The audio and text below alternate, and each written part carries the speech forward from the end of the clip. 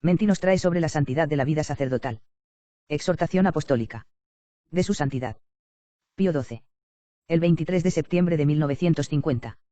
En nuestra alma resuena siempre aquella voz del Divino Redentor cuando dijo a Pedro: Simón, hijo de Juan, ¿me amas más que estos? Apacienta mis corderos, apacienta mis ovejas, cf. Y en 21, 15 y 17, y también aquella otra con que, por su parte, el príncipe de los apóstoles exhortaba a los obispos y a los fieles de su tiempo, al decirles: apacentad la grey de Dios, que está entre vosotros, haciéndoos modelo de vuestra grey. 1 P 5, 2 3.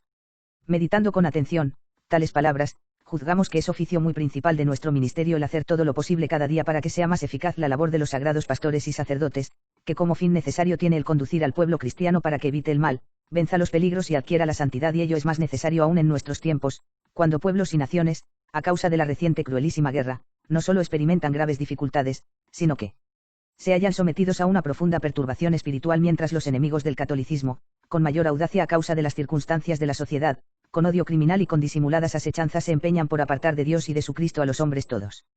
Restauración cristiana, cuya necesidad todos los buenos admiten actualmente, que nos incita a dirigir nuestro pensamiento y nuestro afecto de modo especial a los sacerdotes de todo el mundo, porque bien sabemos la humilde, vigilante y entusiasta actividad de ellos, pues viven entre el pueblo y, al conocer plenamente sus dificultades, sus penas y sus angustias, así espirituales como materiales, pueden con las normas evangélicas renovar las costumbres de todos y establecer definitivamente, en el mundo, el reinado de Jesucristo, reino de justicia, de amor y de paz. 1. Pero de ningún modo será posible que el ministerio sacerdotal logre con plenitud alcanzar aquellos efectos que corresponden adecuadamente a las necesidades de nuestra época, si los sacerdotes no brillan, ante el pueblo, que les rodea, con el brillo de una santidad insigne, y si no son dignos ministros de Cristo, fieles, dispensadores de los misterios divinos de Dios, cf 1 CO 4, 1, eficaces, colaboradores de Dios, cf 1 CO 3, 9, preparados para toda obra buena, cf 2 TM 3, 17. Y por ello, pensamos que de ningún modo podremos manifestar mejor nuestra gratitud a los sacerdotes del mundo entero, que, en ocasión del 50º aniversario de nuestro sacerdocio, con sus oraciones al Señor dieron testimonio de su filial piedad hacia nos, que dirigiendo a todo el clero una paternal exhortación a la santidad, sin la cual no puede ser fecundo el ministerio que les está confiado. El año santo, que hemos anunciado con la esperanza de que todos ajusten sus costumbres a las enseñanzas del Evangelio, deseamos que, como primer fruto, produzca el de que todos cuantos son guía del pueblo cristiano atiendan con mayor empeño a dirigirse hacia la cima de la santidad, pues solo con tal espíritu y con tales armas podrán renovarse en el espíritu de Jesucristo a la grey que les está confiada. Ciertamente que las necesidades actuales, hoy tan crecidas, de la sociedad, exigen cada vez más la perfección de los sacerdotes, pero téngase bien en cuenta que ellos están ya antes obligados, por la misma naturaleza del santísimo ministerio que Dios les ha confiado, a tender hacia la santidad, y ello siempre en todas las circunstancias y por todos los medios. Como han enseñado nuestros predecesores, y singularmente Pío X, 2, y Pío XI, 3, así como nos mismo también lo hemos mostrado en las encíclicas Mysticis Corporis, 4, y Mediator Dei, 5, el sacerdocio es, ciertamente, el gran don del Divino Redentor, pues a fin de perpetuar hasta el final de los siglos, la obra de la redención, por el consumada en su sacrificio de la cruz, confió su potestad a la Iglesia, a la que quiso hacer partícipe de su único y eterno sacerdocio. El sacerdote es como otro Cristo, porque está sellado con un carácter indeleble, por el que se convierte casi en imagen viva de nuestro Salvador. El sacerdote representa a Cristo, el cual dijo: como el Padre me envió, así yo os envío a vosotros. Y en 20, 21, el que a vosotros os escucha a mí me escucha. LC 10, 16. Consagrado, como por una divina vocación, a este augustísimo misterio, está constituido en lugar de los hombres en las cosas que tocan a Dios, para ofrecer dones y sacrificios por los pecados. HB 5, 1. Necesario es, por lo tanto, que a él recurra todo el que quiera vivir la vida del Divino Redentor y desee recibir fuerza, consuelo y alimento para su alma. En él también habrá de buscar la necesaria medicina quien quiera que desee levantarse de sus pecados y tornarse al recto camino. Por ese motivo, todos los sacerdotes con plena razón podrán aplicarse a sí mismos aquellas palabras del apóstol de las gentes: cooperadores somos, de Dios. 1 CO 3, 9. Pero tan excelsa dignidad exige de los sacerdotes que con fidelidad suma correspondan a su altísimo oficio. Destinados a procurar la gloria de Dios en la tierra, a alimentar y aumentar el cuerpo místico de Cristo, es necesario absolutamente que sobresalgan de tal modo por la santidad de sus costumbres, que por su medio se difunda por todas partes, el buen aroma de Cristo. 2 CO 1, 15. El mismo día en que vosotros, amados hijos, fuisteis ensalzados a la dignidad sacerdotal, el obispo, en nombre de Dios, os indicó solemnemente cuál era vuestro deber fundamental: comprended lo que hacéis, imitad lo que traéis entre manos, para que, al celebrar el misterio de la muerte del Señor, procuréis purificar vuestros miembros de todos los vicios y concupiscencias. Sea vuestra doctrina medicina espiritual para el pueblo de Dios, sea el aroma de vuestra vida el preferido de la Iglesia de Cristo, para que, con la predicación y con el ejemplo, edifiquéis la casa que es la familia de Dios. 6. Totalmente inmune de pecado, vuestra vida, mucho más que la de los simples fieles, esté escondida con Cristo en Dios. Cf. Col 3, y así adornados con la excelsa virtud que exige vuestra dignidad, consagraos a llevar a cabo la obra de la redención, pues a ello os ha destinado la consagración sacerdotal. Esta es la decisión que espontánea y libremente os comprometisteis a realizar, sed santos, porque, como sabéis, sagrado es vuestro ministerio. Y, según las enseñanzas del Divino Maestro, la perfección de la vida cristiana tiene su fundamento en el amor a Dios y al prójimo. Cf. Mt 22, 37, 38, 39, pero este amor ha de ser fervido, diligente, activo. Y, si así estuviere conformado, en cierto modo encierra ya en sí todas las virtudes. Cf 1 Co 13, 4, 5, 5, 7, y por ello, con toda razón, puede llamarse, vínculo de perfección. Col 3, 14. Cualesquiera sean las circunstancias en que se encuentre el hombre, necesario es que dirija sus intenciones y sus actos hacia tal ideal. A ello, pues, viene obligado de modo particular el sacerdote. Porque todos sus actos sacerdotales por su misma naturaleza, esto es, en cuanto que el sacerdote ha sido llamado a tal fin por divina vocación, y para ello ha sido adornado con un divino oficio y con carismas divinos, es necesario que tiendan a ello, pues él mismo tiene que asociar su actividad a la de Cristo, único y eterno sacerdote, y necesario es que siga e imite a aquel que, durante su vida terrenal, tuvo como fin supremo el manifestar su ardentísimo amor al Padre y hacer partícipes a los hombres de los infinitos tesoros de su corazón. El principal impulso que debe mover al espíritu sacerdotal es el de unirse íntimamente con el Divino Redentor, el aceptar íntegra y dócilmente los mandatos de la doctrina cristiana, y el de llevarlos a la práctica, en todos los momentos de su vida, con tal diligencia que la fe sea la guía de su conducta y ésta, en cierto modo, refleje el esplendor de la fe. Guiado por el esplendor de esta virtud, siempre tenga fija su mirada en Cristo, siga con toda diligencia sus mandatos, sus actos y sus ejemplos, y hállese plenamente convencido de que no le basta cumplir aquellos deberes a que vienen obligados los simples fieles, sino que ha de tender cada vez más y más hacia aquella santidad que la excelsa dignidad sacerdotal exige. Según manda la Iglesia, el clérigo debe llevar vida más santa que los seglares y servir a estos de ejemplo en la virtud y en la rectitud de las obras. C.I.C. Can 124. La vida sacerdotal, del mismo modo que se deriva de Cristo, debe toda y siempre dirigirse a él. Cristo es el Verbo de Dios, que no desdeñó tomar la naturaleza humana, que vivió su vida terrenal para cumplir la voluntad del Eterno Padre, que difundió en torno a sí el aroma del lirio, que vivió en la pobreza, que pasó haciendo el bien y sanando a todos. HCH 10, 38, que, en fin, se inmoló como hostia por la salvación de los hermanos. Ante vuestros ojos tenéis, amados hijos, el cuadro de aquella tan admirable vida, empeñaos con todo esfuerzo por reproducirla en vosotros, acordándoos de aquella exhortación, os he dado ejemplo para que vosotros hagáis como yo he hecho. Y en 13, 15. El comienzo de la perfección cristiana está en la humildad. Aprended de mí que soy manso y humilde de corazón. Mt 11, 29. Pues si bien consideramos la tan excelsa dignidad a la que por el bautismo y por la sagrada ordenación fuimos llamados, y si reconocemos nuestra propia miseria espiritual, necesario es que meditemos aquella divina sentencia de Jesucristo: sin mí nada podéis hacer. Y en 15, 5. El sacerdote no deberá confiar en sus propias fuerzas, ni complacerse con desorden en sus propias dotes, ni andar buscando el juicio y alabanza de los hombres, ni aspirar ambicioso a las más altas dignidades, sino imitar a Cristo, que no vino para ser servido sino para servir. Mt 20, 28, niéguese, pues, a sí mismo, según el mandato del Evangelio. Cf. Mt 16, 24, 27, y no se apegue en su ánimo a las cosas terrenales con demasía, para así poder seguir, más fácil y más libremente, al Divino Maestro. Todo cuanto él tiene, todo cuanto él es, se deriva de la bondad y del poder de Dios. Por lo tanto, si de algo quisiere gloriarse, recuerde bien las palabras del apóstol: mas por lo que toca a mí mismo, no me gloriaré sino de mis debilidades. 2 Theo 12, 5. Semejante espíritu de humildad, iluminado por la luz de la fe, obliga al hombre a inmolar, en cierto modo, su voluntad mediante la obligada obediencia. Fue el mismo Cristo quien estableció, en la sociedad por él fundada, una legítima autoridad, encargada de perpetuarla de él para siempre. Por ello, quien obedece a los superiores, en la Iglesia, obedece al Redentor mismo. En tiempos como los nuestros, cuando el principio de autoridad es quebrantado con audacia y temeridad, es absolutamente necesario que el sacerdote, además de mantener firmemente en su espíritu los principios de la fe, reconozca y en conciencia admita tal autoridad no solo como obligada defensa del orden religioso y social, sino también como fundamento de su propia santificación personal. Y puesto que los enemigos de Dios, con cierta astucia criminal, ponen todo su empeño en excitar y seducir las desordenadas ambiciones de algunos para que se rebelen contra la Santa Madre Iglesia, deseámonos elogiar, como es merecido, y sostener con paternal ánimo a ese tan gran ejército de sacerdotes que, precisamente por proclamar abiertamente su obediencia y por guardar incólume su más íntegra fidelidad hacia Cristo y hacia la autoridad por él constituida, fueron encontrados, dignos de sufrir contumelia por el nombre de Cristo, HCH 5, 41, y no solo contumelia, sino también persecuciones, cárceles y hasta la misma muerte. La actividad del sacerdote se ejercita en todo cuanto al orden de la vida sobrenatural se refiere, pues le corresponde fomentar el crecimiento de la misma y comunicarla al cuerpo místico de Cristo.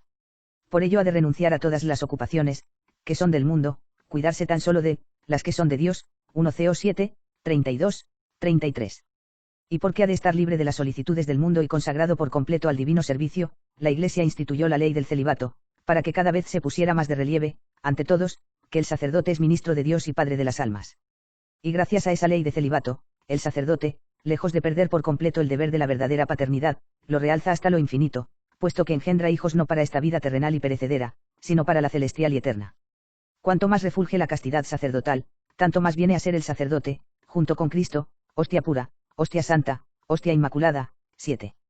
Más para conservar con todo cuidado y en toda su integridad esta castidad sacerdotal, cual tesoro de valor inestimable, necesario es de todo punto atenerse con toda fidelidad a aquella exhortación del príncipe de los apóstoles, que todos los días repetimos a la hora de completas, sed sobrios y vigilad, 1 P 5, 8. Sí, mis amados hijos, estad muy vigilantes, porque vuestra castidad ha de enfrentarse con tantos peligros, así por la plena ruina de la moralidad pública, como por los atractivos de los vicios, que hoy con tanta facilidad os asedian, ya finalmente por aquella excesiva libertad de relaciones entre personas de distinto sexo, tan corriente en la actualidad, y que a veces llega audaz a querer penetrar aún en el ejercicio del ministerio sagrado. Vigilad y orad, MC 14, 38, acordándoos de que vuestras manos tocan las cosas más santas, acordaos asimismo de que estáis consagrados a Dios, y de que solo a él habéis de servir. Hasta el hábito mismo que lleváis os advierte, que no debéis vivir para el mundo, sino para Dios. Empeñaos, pues, con ardor y valentía, confiando en la protección de la Virgen Madre de Dios, en conservaros cada día, nítidos, limpios, puros, castos, como conviene a ministros de Cristo y dispensadores de los misterios de Dios, 8. Y a este propósito juzgamos oportuno exhortaros de modo especial para que, en la dirección de asociaciones y cofradías femeninas, os mostréis tales como corresponde a los sacerdotes, evitad toda familiaridad, y, siempre que fuere necesaria vuestra actuación, sea esta como de ministro sagrado. Y en la misma dirección de tales asociaciones encerrad vuestra actividad en aquellos límites que vuestro ministerio sacerdotal exige. Pero no juzguéis que sea bastante el que por la castidad hayáis renunciado a todos los placeres de la carne, y que por vuestra obediencia hayáis sometido plenamente vuestra voluntad a vuestros superiores, necesario es, asimismo, que vuestro espíritu se halle cada día más alejado de las riquezas y de las cosas terrenales. Una y otra vez os exhortamos, amados hijos, a que no améis demasiado las cosas caducas y perecederas de este mundo, procurad, más bien, con suma veneración, tomar como modelos a los grandes santos de tiempos pasados y de los nuestros, pues ellos, uniendo la renuncia necesaria de los bienes temporales a una suma confianza en la divina providencia y al más ardiente celo sacerdotal, realizaron las obras más admirables confiados tan solo en Dios que nunca niega los medios que sean necesarios. Aun los mismos sacerdotes seculares, que no hacen profesión de pobreza por voto especial, deberán conducirse por un amor a la pobreza, que se muestre claro, así en su vida, sencilla y modesta, como en su habitación, sin suntuosidad, y en su largueza generosa para con los pobres. Y, sobre todo, se abstengan de participar en las empresas económicas, que les apartarán del cumplimiento de sus deberes pastorales, y harán disminuir la consideración de los fieles hacia ellos. Porque el sacerdote, obligado como está a procurar por todos los medios la salvación de las almas, debe considerar como suya aquella sentencia del apóstol San Pablo, no busco vuestras cosas, a vosotros busco, 2 Teo 12, 14. Si ahora fuera oportuno el tratar detalladamente de todas aquellas virtudes, por las cuales el sacerdote ha de reproducir en sí, en la mejor forma posible, el divino ejemplar de Jesucristo, iríamos desarrollando muchas cosas que en nuestra mente están presentes. Hemos querido, sin embargo, inculcar de modo especial a vuestra mente tan solo todo aquello que singularmente parece necesario en estos nuestros tiempos. Cuanto a las demás virtudes, baste recordar esta sentencia del áureo libro de la imitación de Cristo: el sacerdote debe estar adornado de todas las virtudes y dar a los demás ejemplo de recta vida. Su conversación no sea según las vulgares y comunes maneras de los hombres, sino como de ángeles y hombres perfectos. 9. Nadie ignora, mis amados hijos, que no es posible a ningún cristiano, y de modo especial, a ningún sacerdote, el imitar, en la práctica de la vida cotidiana, los admirables ejemplos del Divino Maestro, sin el auxilio de la divina gracia y sin el uso de aquellos instrumentos de la gracia misma, que Él nos ha puesto a nuestra disposición. Y ello es tanto más necesario cuanto mayor es la perfección que nosotros hayamos de conseguir, y cuanto mayores son las dificultades derivadas de nuestra naturaleza, inclinada al mal.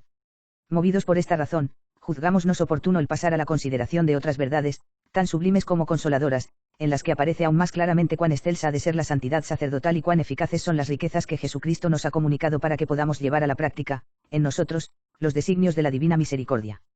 Como toda la vida del Salvador fue ordenada al sacrificio de sí mismo, así también la vida del sacerdote, que debe reproducir en sí la imagen de Cristo, debe ser con él, por él y en él un aceptable sacrificio.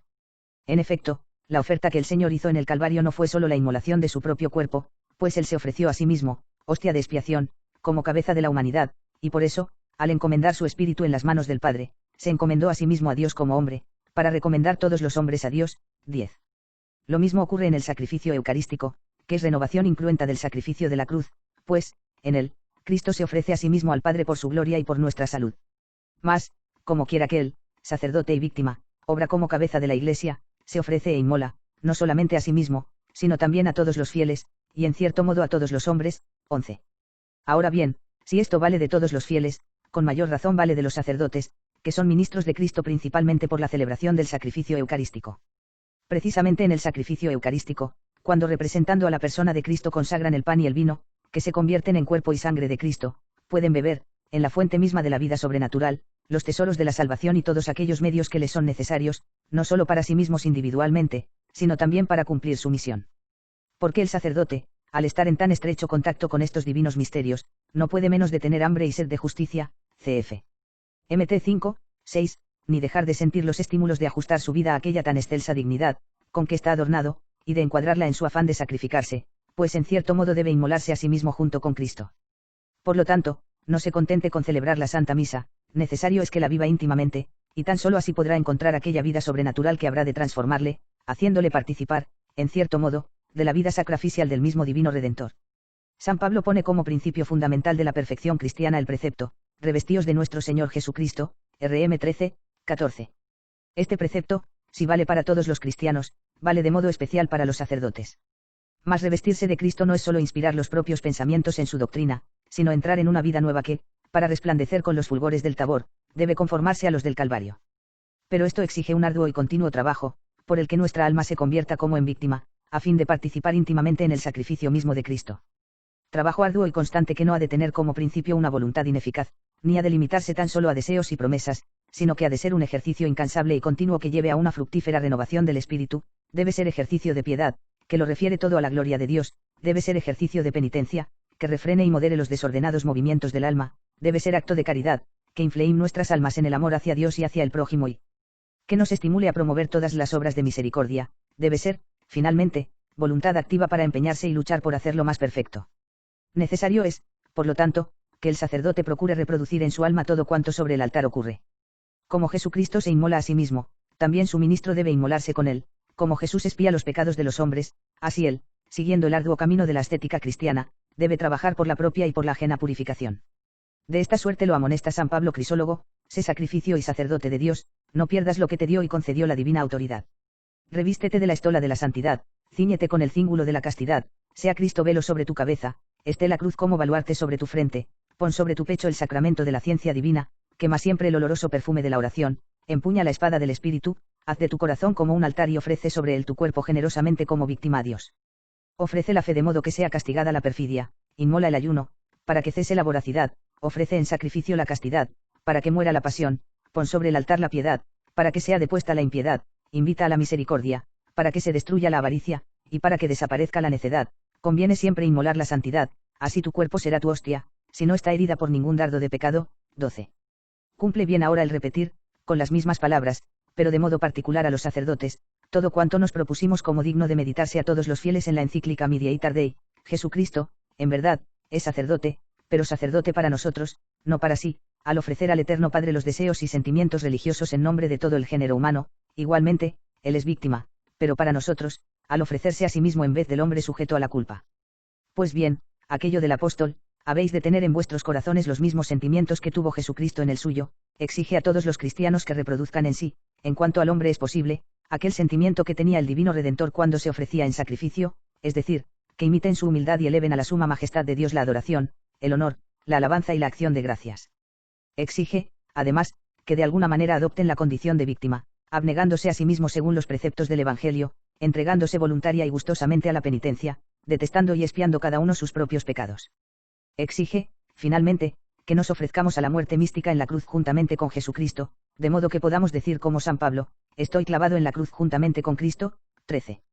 Sacerdotes y amadísimos hijos, en nuestras propias manos tenemos un tesoro grande, una margarita, la más preciosa, esto es, las riquezas inagotables de la sangre del mismo Jesucristo, usemos de ellas con mayor largueza, para que, por medio del sacrificio total de nosotros mismos, ofrecido junto con Cristo al Eterno Padre, en verdad lleguemos a ser mediadores de justicia, en aquellas cosas que tocan a Dios, HB 5, 1, y así sean aceptadas benignamente nuestras plegarias, logrando impetrar aquella lluvia de gracias tan abundantes que renueven y enriquezcan a la Iglesia y a las almas todas. Y solo entonces, cuando hayamos llegado a ser como una sola cosa con Cristo, mediante su inmolación y la nuestra, y cuando hayamos unido nuestra voz a la del coro de los habitantes de la celestial Jerusalén, y licanentes y ungimur al maesion y saemuli, 14, solo entonces, fortalecidos con la virtud del Salvador será cuando, desde la altura de la santidad, que hayamos conseguido, podremos bajar seguramente y sin peligro, para llevar a todos los hombres la luz sobrenatural de Dios y la vida sobrenatural. La santidad perfecta requiere también una continua comunicación con Dios, y para que este íntimo contacto que el alma sacerdotal debe establecer con Dios no fuese jamás interrumpido en la sucesión de los días y de las horas, la Iglesia impuso al sacerdote la obligación de recitar el oficio divino. De ese modo, ella recogió fielmente el precepto del Señor, es preciso orar siempre y no descansar, LC 18, 1. La Iglesia, del mismo modo que nunca cesa de orar, desea ardientemente que sus hijos hagan lo mismo, repitiendo las palabras del apóstol, por medio, pues, de él, Jesucristo, ofrezcamos a Dios perennemente el sacrificio de alabanza, esto es, el fruto de los labios que confiesan su nombre, HB 13, 15.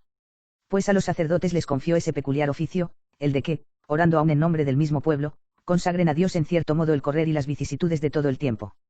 Y el sacerdote, al conformarse con tal deber, no hace sino continuar, a través de los siglos, aquello mismo que Cristo hizo, pues, en los días de su carne, habiendo ofrecido plegarias y súplicas con grandes gritos, fue oído por su reverencia, y vid.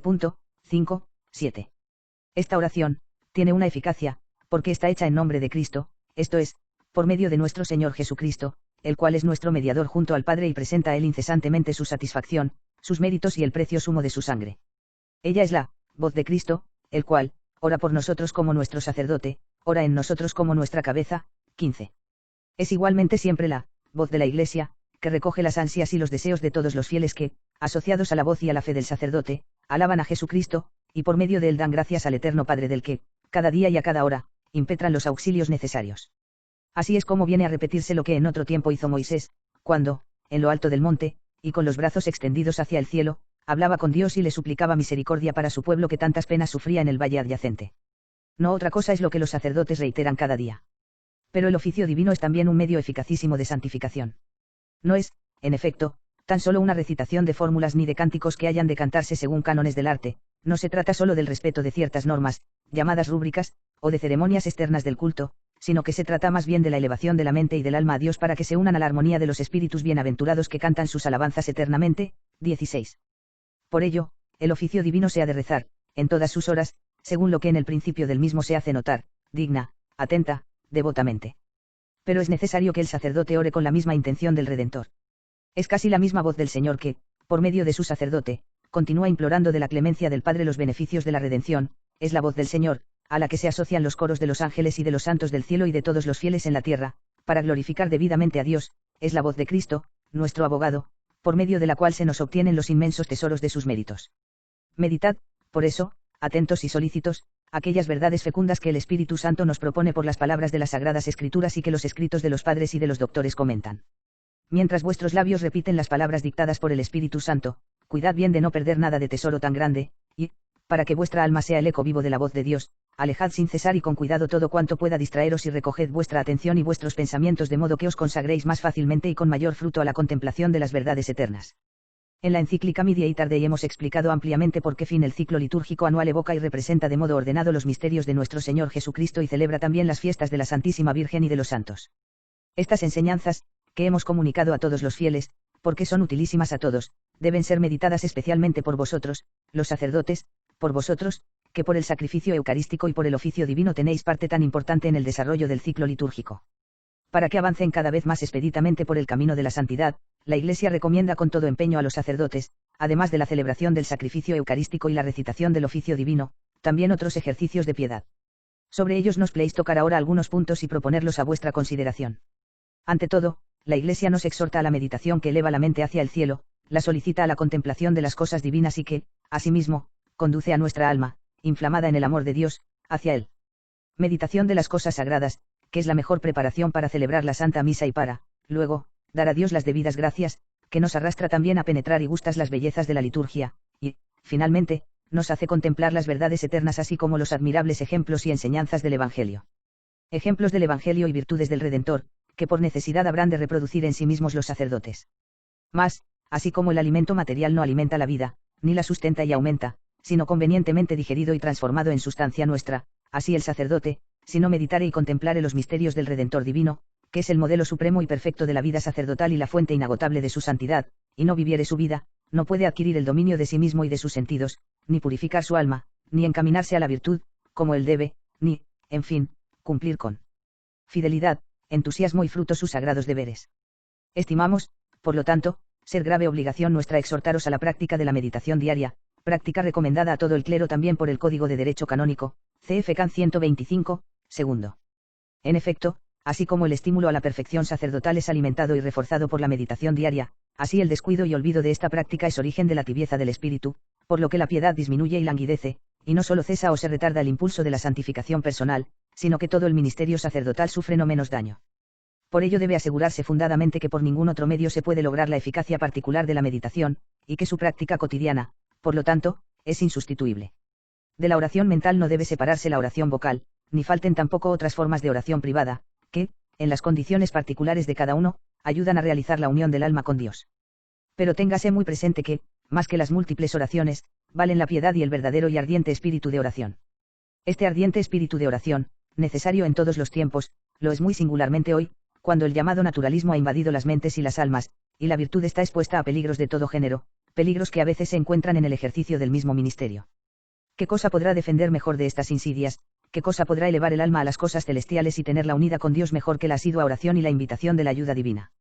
Y como los sacerdotes pueden ser llamados por título singular hijos de María, no podrán menos de alimentar una ardiente devoción hacia la Virgen, de invocarla con confianza, de implorar con frecuencia su poderosa protección. Todos los días, como la Iglesia misma recomienda, 17, rezarán el Santo Rosario, que, al poner ante nuestra meditación los misterios del Redentor, nos conduce a Jesús por María. El sacerdote, antes de cerrar su jornada de trabajo, se dirigirá al tabernáculo y allí se detendrá siquiera algún tiempo, para adorar a Jesús en su sacramento de amor, para reparar las ingratitudes de tantos hacia sacramento tan grande, para encenderse cada vez más en el amor de Dios y para permanecer de algún modo, aun durante el tiempo del reposo nocturno, que recuerda a su mente el silencio de la muerte, en la presencia del corazón de Cristo. No omita el diario examen de conciencia, que es el medio más eficaz así para darse cuenta de los progresos de la vida espiritual durante el día, como para remover los obstáculos que entorpecen o retardan el progreso en la virtud, como, finalmente, para conocer los medios más idóneos de asegurar al ministerio sacerdotal mayores frutos e implorar del Padre Celestial perdón para tantas debilidades. Esta indulgencia y el perdón de los pecados nos son concedidos de modo especial en el sacramento de la penitencia, obra maestra de la bondad del amor de Dios, para socorrer nuestra fragilidad. Que no ocurra nunca, amados hijos, que precisamente el ministro de este sacramento de reconciliación se abstenga de él. La Iglesia, como sabéis, dispone en esta materia, vigilen los ordinarios para que los clérigos limpien frecuentemente las manchas de su propia conciencia con el sacramento de la penitencia, 18. Aunque ministros de Cristo, somos, sin embargo, débiles y miserables, ¿cómo podremos, pues, subir al altar y tratar los sagrados misterios, si no procuramos purificarnos lo más frecuentemente posible? Y en verdad que con la confesión frecuente, se aumenta el justo conocimiento propio, crece la humildad, se desarraigan las malas costumbres, se hace frente a la tibieza e indolencia espiritual, se purifica la conciencia, se robustece la voluntad, se lleva a cabo la saludable dirección de conciencias y aumenta la gracia en virtud del sacramento mismo, 19. Y aquí es oportuna también otra recomendación, que, al trabajar y avanzar en la vida espiritual, no os fiéis de vosotros mismos, sino que con sencillez y docilidad, busquéis y aceptéis la ayuda de quien con sabia moderación puede guiar vuestra alma, indicaros los peligros, sugeriros los remedios idóneos, y en todas las dificultades internas y externas os puede dirigir rectamente y llevaros a perfección cada vez mayor, según el ejemplo de los santos y las enseñanzas de la ascética cristiana. Sin estos prudentes directores de conciencia, de modo ordinario, es muy difícil secundar convenientemente los impulsos del Espíritu Santo y de la gracia divina. Deseamos ardientemente, en fin, recomendar a todos la práctica de los ejercicios espirituales. Cuando nos retiramos por algunos días de las ocupaciones habituales y del ambiente ordinario y nos apartamos a la soledad y al silencio, prestamos oído más atento a la voz de Dios y ésta penetra más profundamente en nuestra alma. Los ejercicios, a la vez que nos llaman a un cumplimiento más diligente de los deberes de nuestro ministerio, con la contemplación de los misterios del Redentor, refuerzan nuestra voluntad, para servirle a Él en santidad y justicia todos nuestros días. LC 1, 74, 75. 2. En el monte Calvario le fue abierto al Redentor el costado, del que fluyó su sagrada sangre, que se derrama en el curso de los siglos como torrente que inunda, para purificar las conciencias de los hombres, expiar sus pecados y repartirles los tesoros de la salvación. A cumplir ministerio tan sublime están destinados los sacerdotes. En efecto, ellos no solo concilian y comunican la gracia de Cristo a los miembros de su cuerpo místico, sino que son también los órganos del desarrollo del mismo cuerpo místico, porque deben dar a la Iglesia continuamente nuevos hijos, formarlos, cultivarlos, guiarlos. Ellos son dispensadores de los misterios de Dios. 1 Co 4, 1, deben, por ello, servir a Jesucristo con perfecta caridad y consagrar todas sus fuerzas a la salvación de los hermanos. Son los apóstoles de la paz, por eso deben iluminar al mundo con la doctrina del Evangelio y ser tan fuertes en la fe que puedan comunicarla a los demás y seguir los ejemplos y las enseñanzas del Divino Maestro, para poder conducirlos a todos a Él. Son los apóstoles de la gracia y del perdón, deben por eso, consagrarse totalmente a la salvación de los hombres y atraerlos al altar de Dios para que se nutran del pan de la vida eterna. Son los apóstoles de la caridad, deben, por ello, promover las obras de caridad, hoy tantos más urgentes cuanto que las necesidades de los pobres han crecido enormemente. El sacerdote debe, además, cuidar que los fieles comprendan bien la doctrina de la comunión de los santos, la sientan, y la vivan, y para promoverla, sírvase de obras como el apostolado litúrgico y el apostolado de la oración. Debe, además, promover todas aquellas otras formas de apostolado que hoy, por las especiales necesidades del pueblo cristiano, son de tanta importancia y de tanta urgencia. Aplíquese, por lo tanto, con toda diligencia a la enseñanza catequística, al desarrollo y a la difusión de la acción católica y de la acción misional, y asimismo, a que, valiéndose de la actividad de seglares seriamente formados y preparados, todo cuanto se refiere a la recta ordenación del problema social reciba un incremento cada día mayor, según lo requieren nuestros tiempos. Recuerde, además, el sacerdote que su ministerio será tanto más fecundo cuanto más estrechamente esté él unido a Cristo y se guíe en la acción por el Espíritu de Cristo. Entonces, su actividad sacerdotal no se reducirá a un movimiento y a una agitación, puramente naturales, que fatigan cuerpo y espíritu y que exponen al mismo sacerdote a desviaciones dañosas para sí y para la Iglesia, sino que sus trabajos y sus fatigas serán fecundados y corroborados por aquellos carismas de gracia que Dios niega a los soberbios, pero que concede en abundancia a quienes, trabajando con humildad en la viña del Señor, no se buscan a sí mismos ni su propia vanagloria. Cf 1 Co 10. 33, sino la gloria de Dios y la salvación de las almas. Por lo tanto, fiel a las enseñanzas del Evangelio, no confíe en sí mismo ni en sus propias fuerzas, ponga más bien su confianza en la ayuda del Señor. Nada es el que planta ni el que riega, sino Dios que da el crecimiento. 1 Co 3, 7. Si el apostolado está así ordenado e inspirado, no podrá menos de ocurrir que el sacerdote atraiga hacia sí, con fuerza como divina, los ánimos de todos. Reproduciendo él en sus costumbres y en su vida la viva imagen de Cristo, todos los que se dirijan a él como maestro reconocerán, llevados por una interna persuasión, que él no dice palabras suyas, sino palabras de Dios, y que no obra por propia virtud, sino por la virtud de Dios. Si uno habla, sean como palabras de Dios; si uno tiene un ministerio, sea como por una virtud comunicada por Dios. 1 P 4, 11. Aún más, mientras se afana por ascender a la santidad y ejercer con la mayor diligencia su ministerio, cuide de representar, en sí mismo, tan perfectamente a Cristo, que pueda con toda humildad repetir las palabras del apóstol de las gentes: sed mis imitadores, como yo, lo soy, de Cristo. 1 Co 4, 16. Por estas razones, mientras alabamos a cuantos, en el fatigoso trabajo de esta posguerra, guiados por el amor hacia Dios y por la caridad hacia el prójimo, bajo la guía y ejemplo de sus obispos, han consagrado todas sus fuerzas al alivio de tantas miserias, no podemos menos de expresar nuestra preocupación y nuestra ansiedad por aquellos que, por las especiales circunstancias del momento, se han engolfado en el torbellino de la actividad exterior hasta el punto de olvidar el principal deber del sacerdote, que es la santificación propia.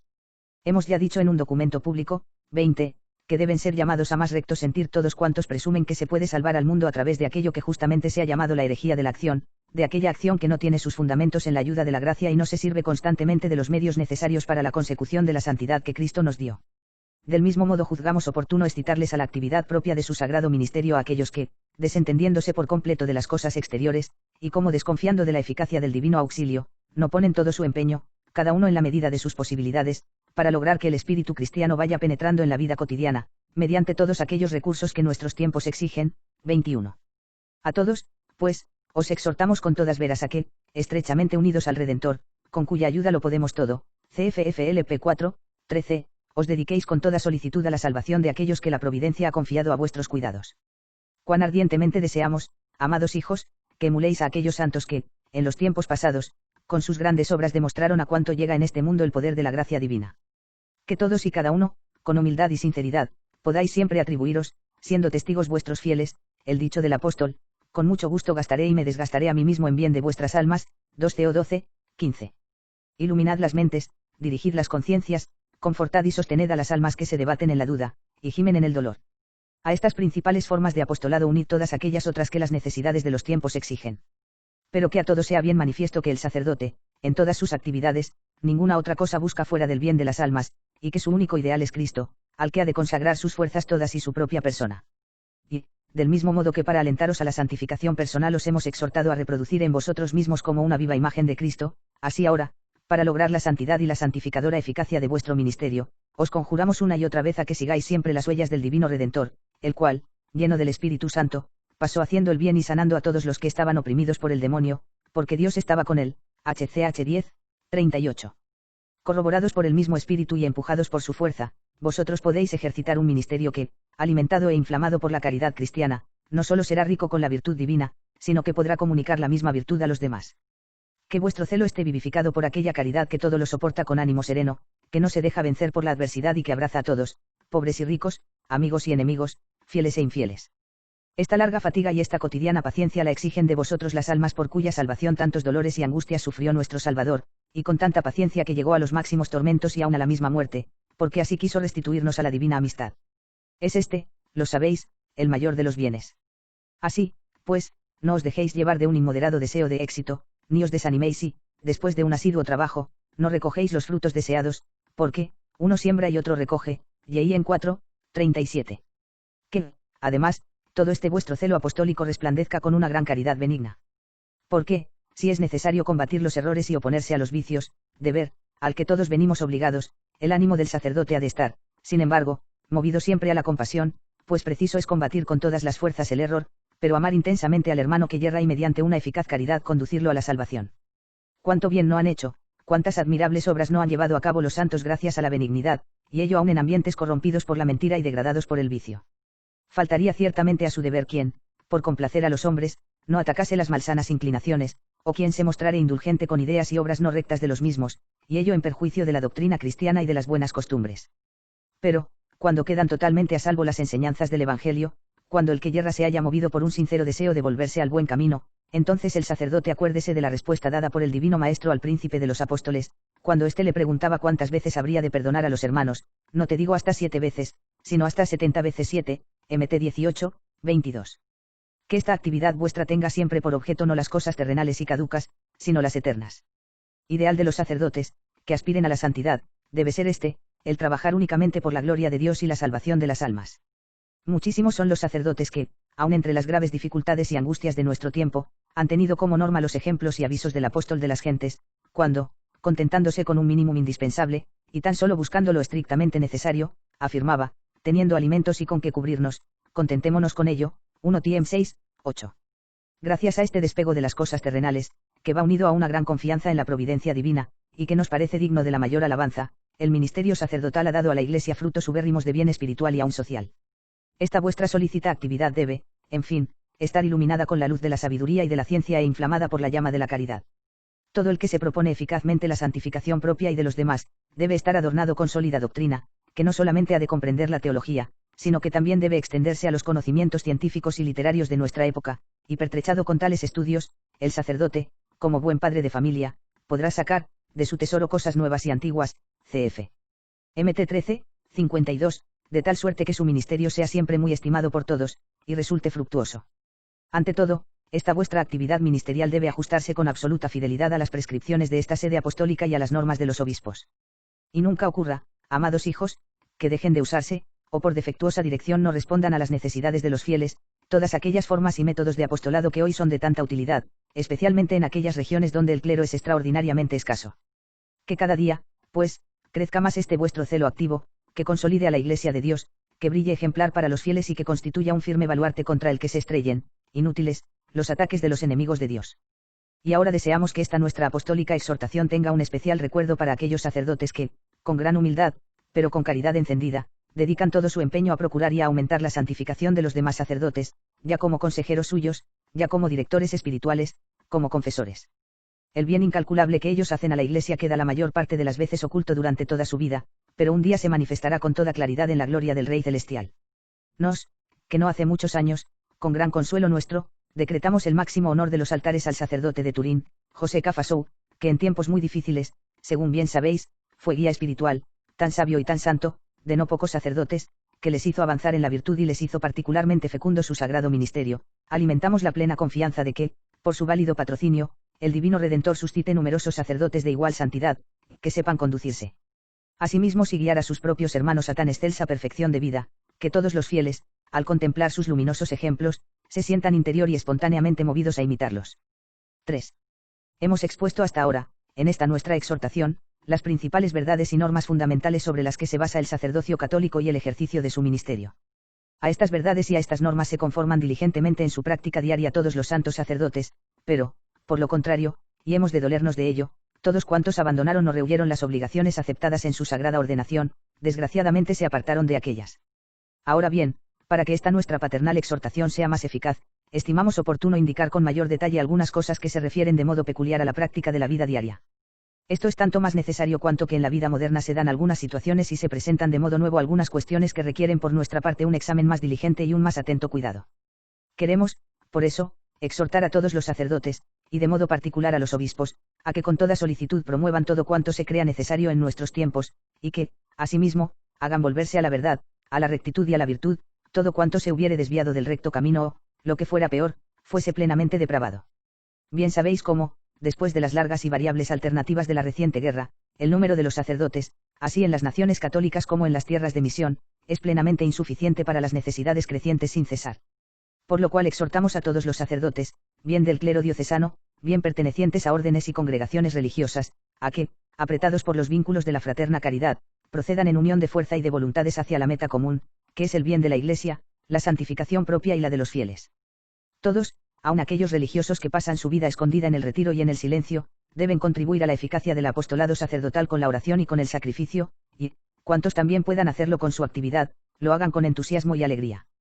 Pero es también necesario reclutar, con la ayuda de la gracia divina, otros colaboradores y compañeros en el apostolado. Llamamos especialísimamente la atención de los ordinarios, y de cuantos tienen cura de almas, sobre este importantísimo problema, que está íntimamente unido con el porvenir de la Iglesia.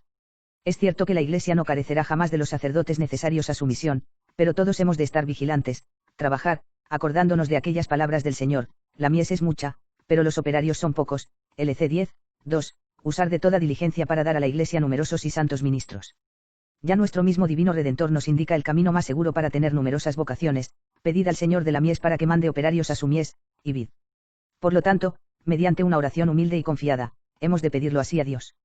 Pero es también necesario que las almas de los que por divina vocación son llamados al estado sacerdotal sean preparadas al impulso y a la acción invisible del Espíritu Santo, y a este fin se precisa la contribución que puedan dar los padres cristianos, los párrocos, los confesores, los superiores de seminario, los sacerdotes y todos los fieles que vivamente se preocupan de las necesidades y el incremento de la Iglesia. Los ministros de Dios procuren, no solo en la predicación y en la instrucción catequística, sino también en las conversaciones privadas, disipar los prejuicios tan difundidos contra el estado sacerdotal, mostrando su dignidad excelsa, su belleza, su necesidad y su alto mérito. Todos los padres y madres cristianos, a cualquier clase social a que pertenezcan, deben pedir a Dios con todo su fervor que les haga dignos de que, al menos uno de sus hijos, sea llamado a su servicio. Todos los cristianos, en fin, deben sentir el deber de favorecer y ayudar a todos cuantos se sienten llamados al sacerdocio. La selección de los candidatos al sacerdocio, que el Código de Derecho Canónico, CFK 1353, confía y tanto les recomienda a los pastores de almas, ha de constituir también el empeño singular de todos los sacerdotes, que no solo deben dar humildes y generosas gracias a Dios por el don inestimable que ellos recibieron, sino que deben no tener nada por más querido y agradable que encontrar, y ayudarle por todos los medios, un sucesor entre aquellos jóvenes que sepan hallarse adornados de las dotes necesarias para tan alta dignidad. Para conseguir más eficaz éxito en ello, todo sacerdote debe esforzarse por ser y mostrarse ejemplo de vida sacerdotal que, para los jóvenes en cuya proximidad vive y en los cuales halle signos del divino llamamiento, pueda constituir un ideal que imitar. Esta selección vigilante y discreta hágase siempre y en todas partes, no solo entre jóvenes que están ya en el seminario, sino aun entre quienes en otras escuelas e instituciones realizan sus estudios, y de modo particular entre los que cooperan con su ayuda a las diversas formas y empresas del apostolado. Estos, aunque lleguen al sacerdocio en edad avanzada, están con frecuencia adornados de mayores y más sólidas virtudes, porque ya hubieron de luchar con las más graves dificultades y así reforzaron su espíritu entre las agitaciones de la vida y porque, además, colaboraron ya en obras de apostolado, estrechamente relacionadas con el ministerio sacerdotal. Pero es preciso examinar siempre con suma diligencia a cada uno de los aspirantes al sacerdocio para ver con qué intenciones y por qué causas han tomado esta resolución. De modo especial, cuando se trate de niños, es preciso indagar si están adornados de las necesarias dotes morales y físicas y si aspiran al sacerdocio únicamente por su dignidad y por la utilidad espiritual propia y ajena. Vosotros sabéis, venerables hermanos, cuáles son las condiciones de idoneidad moral que la Iglesia requiere en los jóvenes que aspiran al sacerdocio, y creemos superfluo detenernos en exponer esta materia. Llamamos, en cambio, vuestra atención sobre las condiciones de idoneidad física, y esto tanto más cuanto que la reciente guerra ha dejado huellas funestas y ha perturbado en las más variadas formas a las generaciones jóvenes. Examínense, pues, con particular atención las cualidades físicas del candidato, recurriendo, si es necesario, aún al examen de un médico prudente. Con esta selección de las vocaciones hechas con celo y prudencia, confiámonos que por todas partes surgirá una escogida y abundante pléyade de candidatos al sacerdocio. Si muchos sagrados pastores están gravemente preocupados por la disminución de las vocaciones, no menos preocupación les sobrecoge cuando se trata de la formación de los jóvenes que han entrado ya en el seminario. Reconocemos, venerables hermanos, cuán arduo es vuestro trabajo y cuántas dificultades presenta, pero, del cumplimiento obligado de tan grave deber, tendréis grandísimo consuelo en cuanto, como recuerda nuestro predecesor León XIII, de los cuidados y de las solicitudes puestas en la formación de los sacerdotes, recibiréis frutos sumamente deseables y experimentaréis que vuestro oficio episcopal será más fácil de ejercitar y tanto más fecundo en frutos. 22. Estimamos, por lo tanto, oportuno daros algunas normas sugeridas por la necesidad, hoy más que nunca sentida, de educar santos sacerdotes. Ante todo es preciso recordar que los alumnos de los seminarios menores, que son formados en los primeros estudios, no son sino adolescentes separados del ambiente natural de la familia. Es necesario, por ello, que la vida que esos jóvenes lleven en el seminario corresponda en cuanto sea posible a la vida normal de su edad, se dará, por lo tanto, gran importancia a la vida espiritual, pero en forma adecuada a su capacidad y a su grado de desarrollo, y cuídese de que todo ello se desenvuelva en lugares espaciosos y capaces. Pero, también en ello, obsérvese la justa medida y moderación, no sea que quienes han de ser formados en la abnegación y en las virtudes evangélicas, vivan en casas suntuosas, en refinadas delicadezas y con todas las comodidades. 23. En general, se ha de procurar la formación del carácter propio de cada niño, procúrese, de modo especial, el que se desarrolle cada vez mejor la conciencia de cada uno, examinando cómo se enfrenta con los peligros, cómo juzga de los hombres y de los acontecimientos, cómo, finalmente, se desarrolla en él el espíritu de iniciativa. Por esto, los que dirigen los seminarios deberán ser muy moderados en las reprensiones, aligerando, a medida que los jóvenes crecen en edad, el sistema de la vigilancia rigurosa y de las restricciones, para así lograr que los jóvenes lleguen a guiarse por sí mismos, a sentirse responsables de sus propias acciones. No solo les concedan cierta libertad de acción en determinadas iniciativas, sino que habitúen a los alumnos a la propia reflexión para que más fácilmente lleguen a asimilarse las verdades teóricas y las normas prácticas, no teman tenerlos al corriente de los acontecimientos del día y, además de darles elementos necesarios para que puedan formarse y expresar un recto juicio sobre ellos, no rehúyan la discusión sobre los mismos, para así ayudarles y habituarles a juzgar y valorar con equilibrio los hechos y sus causas. Si estas normas se guardaren con prudencia, los jóvenes formados en la honradez y en la lealtad, al estimar, en sí y en todos los demás, la firmeza y rectitud del carácter, llegarán al mismo tiempo a sentir aversión hacia toda forma de doblez y de simulación. Si se lograre esta rectitud y sinceridad, los superiores podrán ayudarles con mayor eficacia, cuando se trate de examinar si verdaderamente están llamados por Dios a la sagrada ordenación. Si los jóvenes, especialmente los que han entrado en el seminario en tierna edad, se han formado en un ambiente demasiado retirado del mundo, cuando después salgan del seminario podrán encontrar serias dificultades en las relaciones con el pueblo y con el laicado culto, y puede así ocurrir o que tomen una actitud equivocada o falsa hacia los fieles o que consideren desfavorablemente la formación recibida. Por este motivo, es preciso disminuir gradualmente y con la debida prudencia la separación entre el pueblo y el futuro sacerdote, para que cuando éste, recibidas las sagradas órdenes, inicie su ministerio, no se sienta desorientado, lo cual no solo perturbaría gravemente su espíritu, sino que también disminuiría mucho la eficacia de sus actividades sacerdotales. Otro grave cuidado de los superiores ha de ser la formación intelectual de los alumnos. Tenéis presentes, venerables hermanos, las órdenes y disposiciones que esta sede apostólica ha dado a este propósito y que nos mismo hemos recomendado a todos desde el primer encuentro que tuvimos con los alumnos de los seminarios y colegios de Roma al comienzo de nuestro pontificado. 24. Aquí queremos recomendar, ante todo, que la cultura literaria y científica de los futuros sacerdotes sea, por lo menos, no inferior a la de los seglares que asisten a análogos cursos de estudios.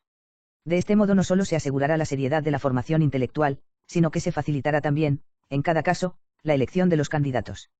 Y, así formados, los seminaristas se sentirán con la más plena libertad, cuando traten definitivamente de su elección de estado, y no habrá el peligro de que, por falta de una suficiente preparación cultural que pueda asegurarles una colocación en el mundo, alguno se sienta en cierto modo obligado a proseguir un camino que no es el suyo, haciéndose las cuentas del administrador infiel, para acabar no valgo, de mendigar me avergüenzo, LC 16, 3.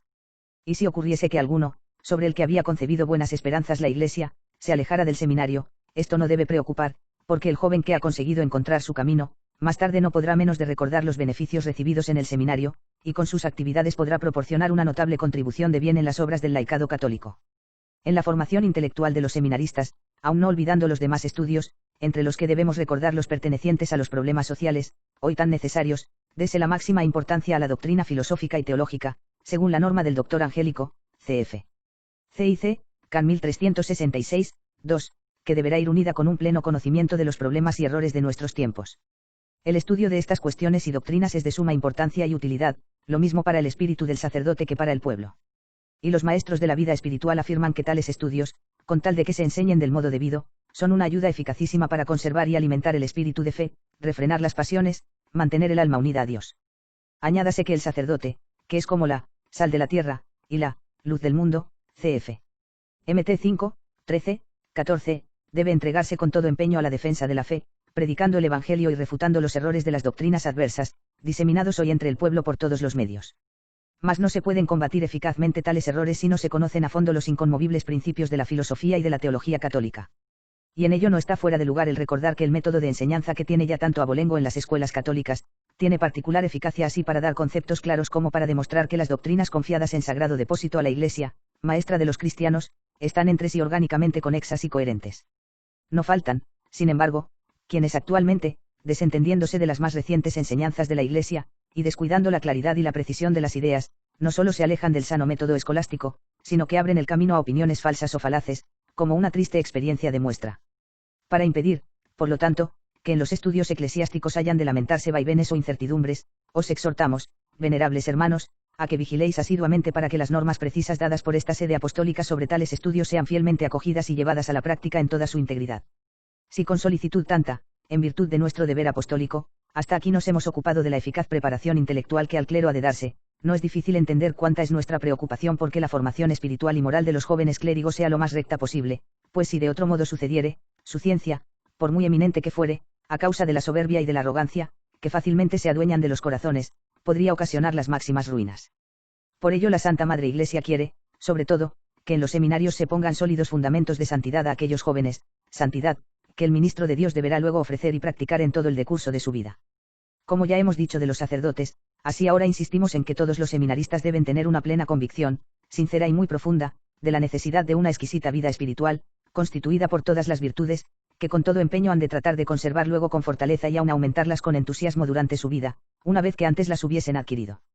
Cuando en el decurso de cada día, casi siempre a las mismas horas, los jóvenes seminaristas lleven a cabo las diversas prácticas religiosas, puede temerse el que un movimiento interior de su alma no responda plenamente al exterior ejercicio de la piedad, lo cual, en virtud de la costumbre, pudiera resultar habitual y hasta agravarse cuando, ya fuera del seminario, el ministro de Dios se encuentre como arrebatado por la obligada necesidad de acción en el desempeño total de sus ministerios. Así, pues, póngase el máximo empeño y cuidado para que los jóvenes seminaristas se formen plenamente en una vida interior alimentada por un espíritu sobrenatural y movida por el mismo espíritu sobrenatural que la gobierna. Que ellos lo hagan todo guiados por la luz de la fe y unidos íntimamente con Cristo Jesús, plenamente convencidos de que este es un grave deber de conciencia que se impone a quienes más tarde habrán de ser consagrados sacerdotes y deberán, por lo tanto, representar a la misma persona del Divino Maestro en la Iglesia. Ha de ser la vida interior, para los seminaristas, el medio más eficaz para que logren adquirir las condignas virtudes sacerdotales, para vencer totalmente toda clase de dificultades, y para llevar a la práctica plenamente los más altos propósitos. Quienes están consagrados a la formación moral de los seminaristas han de tener siempre muy presente el hacerles conquistar todas aquellas virtudes que la Iglesia exige a sus sacerdotes. Ya hemos tratado de ellas en otra parte de nuestra exhortación, por ello no es necesario volvamos a repetir lo dicho. Pero, entre todas las virtudes que han de adornar a los aspirantes al sacerdocio, no podemos menos de incitarles singularmente a que procuren aquellas sobre las cuales, como sobre firmes fundamentos, se apoya toda la santidad sacerdotal. Muy necesario es que los jóvenes adquieran de tal modo el espíritu de la obediencia que se acostumbren a someter sinceramente su voluntad a la voluntad de Dios, manifestada siempre por medio de la autoridad de los superiores del seminario. Y así, en su modo de obrar nunca haya nada que no esté conforme a la voluntad divina. Obediencia, que debe siempre inspirarse, para los jóvenes, en el modelo perfecto del Divino Redentor, que en la tierra tan solo tuvo este programa, que yo haga, Dios mío, tu voluntad, HB 10, 7. Que los jóvenes seminaristas se dispongan, ya desde los primeros años a obedecer filial y sinceramente a sus superiores, de suerte que en su día estén dispuestos a obedecer con la máxima docilidad a la voluntad de sus obispos, según el mandato del muy invicto atleta de Cristo, Ignacio de Antioquía, obedeced todos al obispo, como Jesucristo a su Padre. 25. Quien honra al obispo, honrado es de Dios, quien obra algo a escondidas del obispo, al demonio sirve. 26. Nada hagáis nunca sin el obispo, guardad vuestro cuerpo cual templo de Dios, amad la unión, evitad las discordias, sed imitadores de Jesucristo como él lo fue de su Padre. 27. Suma diligencia y solicitud, además, ha de emplearse para que los seminaristas estimen, amen y defiendan en su espíritu la castidad, porque su elección del estado sacerdotal y la perseverancia en él dependen en gran parte de esta virtud. Y estando ella tan sujeta a peligros tan grandes, dentro de la humana sociedad, ha de ser sólidamente poseída y largamente probada por quienes aspiran al sacerdocio. Por ello, en el momento oportuno, sean bien instruidos los seminaristas sobre la naturaleza del celibato eclesiástico y la consiguiente castidad que ellos han de guardar, cf. C.I.C. Can. 132, así como sobre los deberes todos que lleva consigo, y no dejen de ser bien avisados acerca de todos los peligros que en esta materia les pueden ocurrir. Asimismo, los seminaristas han de ser muy bien prevenidos, aun desde su edad más tierna, a guardarse bien de los peligros, recurriendo fielmente a todos los medios que la ascética cristiana aconseja para refrenar las pasiones, porque cuanto más firme y eficaz sea el dominio sobre estas, tanto más podrá el alma avanzar en las demás virtudes y tanto más abundantes serán en su día los frutos de la actividad sacerdotal. Por todo ello, si en esta materia algún seminarista mostrare torcidas tendencias, y, dado algún tiempo para una prueba conveniente, se mostrara incorregible en tan perversa inclinación, absolutamente deberá ser despedido del seminario, antes de ser admitido a las órdenes sagradas.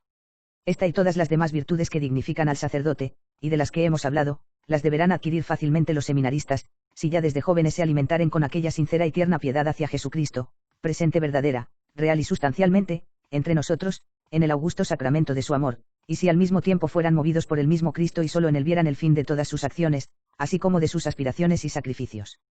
Y muy grande será la alegría de la Santa Iglesia, si ya desde jovencitos, a la piedad hacia el Santísimo Sacramento de la Eucaristía vinieren a unir una singular devoción filial hacia la Santísima Virgen María, devoción y piedad decimos, en virtud de la cual su alma se abandone totalmente a la Madre de Dios, sintiéndose movida a imitar los ejemplos de sus virtudes, porque jamás podrá faltar el fruto de un ministerio ardiente y celoso en un sacerdote, cuya adolescencia se haya nutrido principalmente del amor a Jesús y a María. Y en este momento, venerables hermanos, no podemos menos de exhortaros a que tengáis un cuidado muy especial de los jóvenes sacerdotes. El paso, de la vida sosegada y tranquila del seminario a la actividad apostólica de sus ministerios, puede ser bastante peligrosa para los sacerdotes que entran en el campo abierto de su apostolado, si antes no estuvieran suficientemente preparados para semejante género de nueva vida. Por ello, oportunamente habréis de considerar muy bien que todas las esperanzas puestas en los jóvenes sacerdotes pueden fallar por completo, si no se les introdujere poco a poco y con cuidado en el trabajo, y si alguien prudentemente no les vigilare y moderare paternalmente en su primer acceso a los trabajos en su ministerio. Razón esta por la cual nos aprobamos de buen grado el que los nuevos sacerdotes, allí donde fuere posible, durante algunos años, sean acogidos en especiales colegios o institutos, en los cuales, bajo la guía de hombres de prudencia y experiencia probadas, puedan ejercitarse más profundamente en la piedad y en las sagradas disciplinas, capacitándose, cada uno según su ingenio, para los ministerios sacerdotales. Por este motivo quisiéramos que semejantes colegios se fundaran en todas y cada una de las diócesis o, si las circunstancias lo exigieren, uniéndose varias diócesis para ello. En lo que a nuestra alma ciudad toca, nos mismo ya nos hemos cuidado de ello pues, al cumplirse el 50º aniversario de nuestra ordenación sacerdotal, hemos erigido el Instituto de San Eugenio dedicado singularmente a los jóvenes sacerdotes. 28. Os exhortamos, pues, venerables hermanos, para que evitéis, cuanto posible sea, el lanzar hacia la plenitud de la actividad sacerdotal a sacerdotes todavía inexpertos o el mandarlos a lugares muy apartados de la capital de su diócesis o de las ciudades más importantes de esta, porque si se hallaren en semejante situación, aislados, inexpertos, expuestos a los peligros, lejos de prudentes maestros, tan solo se seguirán graves daños así para ellos como para su actividad ministerial. También aprobámonos de buen grado, venerables hermanos, el que estos jóvenes sacerdotes vivan algún tiempo junto a algún párroco y sus coadjutores, porque de este modo, con el ejemplo y guía de personas más avisadas, podrán adiestrarse más fácilmente para cumplir los deberes de su sagrado ministerio al mismo tiempo que perfeccionarse más aún en el espíritu de piedad. Por ello recordamos a todos los pastores de almas que el futuro éxito de estos sacerdotes jóvenes está, en gran parte en sus propias manos. Porque el celo ardiente y el generoso entusiasmo de que se encuentran ellos animados, cuando por primera vez inician su ministerio, ciertamente puede disiparse, o al menos debilitarse por el ejemplo mismo de los ya ancianos, si estos no brillan con el esplendor de sus virtudes, o si, so pretexto de no cambiar las viejas costumbres a que se hayan habituados, se muestran muy inclinados a un género de vida ya acostumbrado. Cuanto deseaba la Iglesia ya hace tiempo, cf. C.I.C. Can. 134, nos lo aprobamos y recomendamos vivamente, esto es, que se introduzca y se extienda la vida común en los sacerdotes de una misma parroquia o de parroquias limítrofes. Práctica esta de la vida común, que ciertamente puede llevar consigo ciertas dificultades, pero que indudablemente tiene grandísimas ventajas, ante todo, alimentar cotidianamente, cada vez más y más, entre los sacerdotes el celo y el espíritu de caridad, además, el que den admirable ejemplo a los fieles en su separación, la de los ministros de Dios, de sus propios intereses y aun de sus propias familias, finalmente, el que den testimonio, ante todos, de su escrupulosa solicitud por salvaguardar la virtud de la castidad sacerdotal. Por lo demás, necesario es que los sacerdotes se consagren plenamente al estudio, según manda el Código de Derecho Canónico, los clérigos en ningún modo interrumpan sus estudios, principalmente los sagrados, después que hubieren recibido el sacerdocio, can 129. Y el mismo Código, además de exigir que los sacerdotes jóvenes se sometan a examen, todos los años en el decurso de un trienio completo, can 130, primero, manda que con la mayor frecuencia, cada año, tengan ellos reuniones encaminadas a promover la ciencia y la piedad, can 131, primero. Y para bien favorecer tales estudios, que a veces son difíciles a los sacerdotes a causa de las precarias condiciones económicas, sería muy oportuno el que los ordinarios, siguiendo la antigua y luminosa tradición de la Iglesia, se cuidaran de devolver su antigua dignidad a las bibliotecas, catedrales, colegiales y parroquiales. Bibliotecas estas eclesiásticas que, no obstante las muchas expoliaciones y destrucciones sufridas, poseen con frecuencia una preciosa herencia así de documentos como de códices manuscritos o de libros impresos, testimonio muy preclaro, en verdad, de la gran actividad y autoridad de la Iglesia, así como de la fe y piedad de nuestros mayores, de sus estudios y de su refinada distinción. 29. Que jamás estas bibliotecas sean consideradas como abandonados almacenes de libros, sino que presenten más bien una organización viva, de suerte que haya en ellas una sala dedicada a la consulta y estudio de libros. Pero, sobre todo, que dichas bibliotecas se hallen puestas al día, cuidando de proveerlas con toda clase de publicaciones, singularmente de las que tocan a las cuestiones religiosas y sociales de nuestro tiempo. Y así, tanto los profesores como los párrocos, y singularmente los jóvenes sacerdotes, podrá buscar en ellas, la doctrina necesaria ya para difundir las verdades del Evangelio, ya para combatir todos los errores. Finalmente, venerables hermanos, juzgamos que pertenece a nuestro oficio el dirigiros una especial advertencia sobre las dificultades propias de nuestros tiempos. Bien habéis advertido, y tenéis muy comprobado, que entre los sacerdotes, singularmente entre los menos dotados de doctrina y de una vida severa, cada día se va difundiendo, más grave y más extenso, cierto afán de novedades. Novedad, por sí misma, nunca es un criterio cierto de verdad, y tampoco puede ser laudable, sino cuando, al mismo tiempo que confirma la verdad, conduce a la rectitud y a la probidad. Ciertamente que son graves los errores de la época que vivimos, sistemas filosóficos, que nacen y mueren sin haber logrado mejorar en nada las costumbres de los hombres, manifestaciones artísticas verdaderamente monstruosas, que pretenden mostrarse bajo el falso nombre cristiano, sistemas de gobernación pública, que atienden más bien a las ventajas de los individuos que al bien común, y ello en no pocos lugares, organizaciones económicas y sociales, que maquinan mayores peligros para los honrados que para los hombres sin escrúpulos. De donde necesariamente se sigue que no faltan, en estos nuestros tiempos, sacerdotes inficionados de alguna manera por semejante contagio, que con frecuencia manifiestan tales opiniones y llevan un género tal de vida, aun en su propio vestir y en el porte de su persona, que ciertamente están muy ajenos así a su dignidad como a su ministerio, que se dejan llevar por el afán de novedad, así cuando predican a los fieles como cuando combaten los errores de los adversarios, y que, finalmente, al obrar así, no solo debilitan la fe de su propia alma, sino que, pisoteada su fama personal, aniquilan totalmente la eficacia de su ministerio. Sobre todas estas cosas, venerables hermanos, llamamos vivamente vuestra atención, bien seguros de que vosotros, en medio del desmesurado afán, que hoy se ha apoderado de no pocos, de admirar ora los tiempos pasados ora los futuros, usaréis aquella prudencia, que, unida con la sabiduría y la vigilancia, sepa encontrar los nuevos métodos para la actividad y la lucha por el triunfo de la verdad.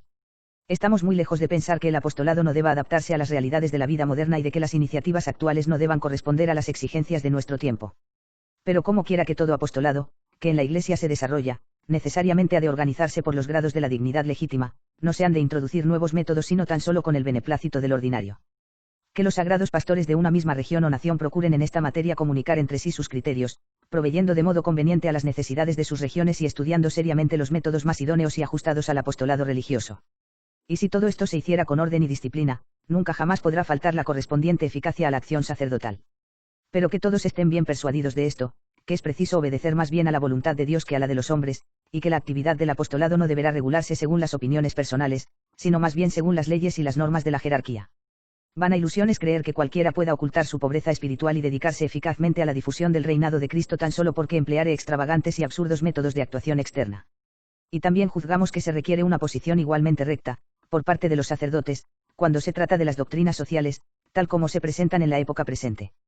¿Por qué no faltan actualmente quienes, frente a las maquinaciones de los comunistas, que, Al prometer un perfecto bienestar temporal, intentan arrancar la fe a aquellos mismos a quienes prometen la plena felicidad temporal, no solo se muestran temerosos sino que se hallan agitados, pero esta sede apostólica, en muy recientes documentos, ha indicado con toda claridad el camino que todos han de seguir y del que nadie puede apartarse, si no quiere faltar a la conciencia de su deber.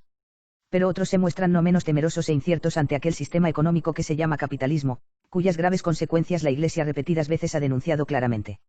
La Iglesia, en efecto, ha indicado no solo los abusos del capital y del exagerado derecho de propiedad que semejante sistema promueve y defiende, sino que ha enseñado también que el capital y la propiedad han de ser instrumentos adecuados de la producción en beneficio así de toda la sociedad como del sostenimiento y defensa de la libertad y dignidad humanas.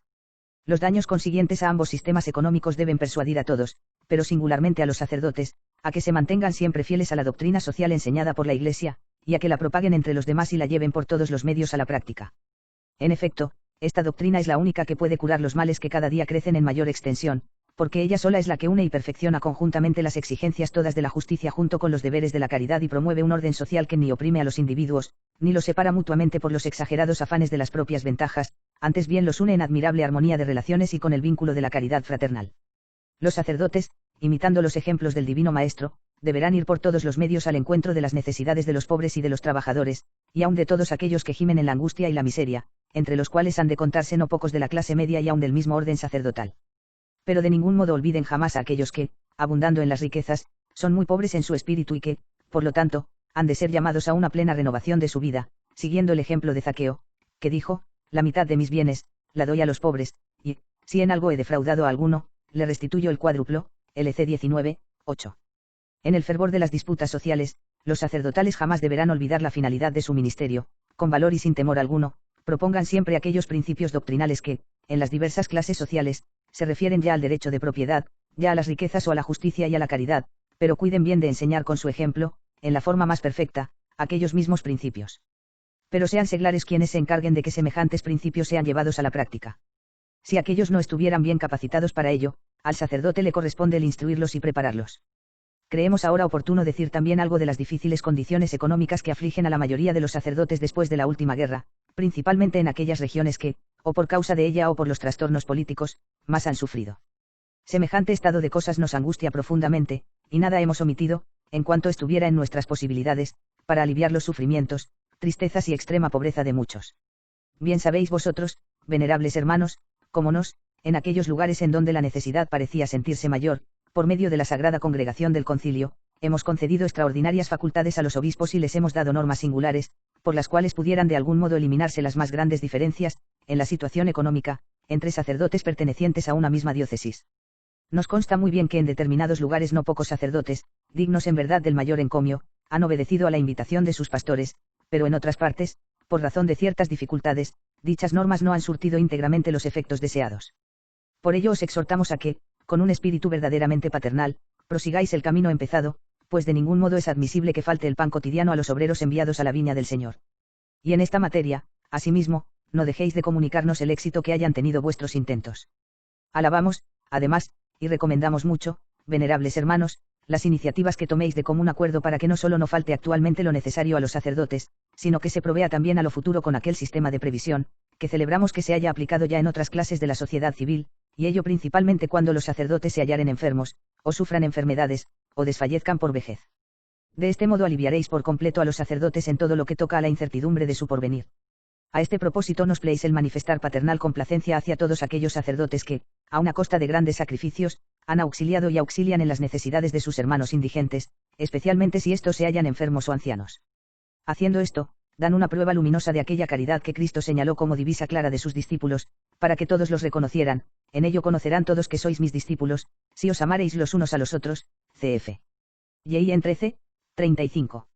Y deseámonos que los sacerdotes de todas las naciones se unan cada vez más con los vínculos más estrechos de la caridad fraterna, para que cada vez se ponga más de manifiesto que ellos, al ser ministros de Dios, Padre Universal, se hayan unidos entre sí por el fuego de la caridad, cualquiera que sea la nación a que pertenezcan. Pero bien comprendéis que este problema tan grave no se puede resolver adecuadamente, si los fieles no se convencen de que están íntimamente obligados a auxiliar al clero, cada uno según sus propias posibilidades, y si no se adoptan todas las medidas bien conducentes a semejante fin.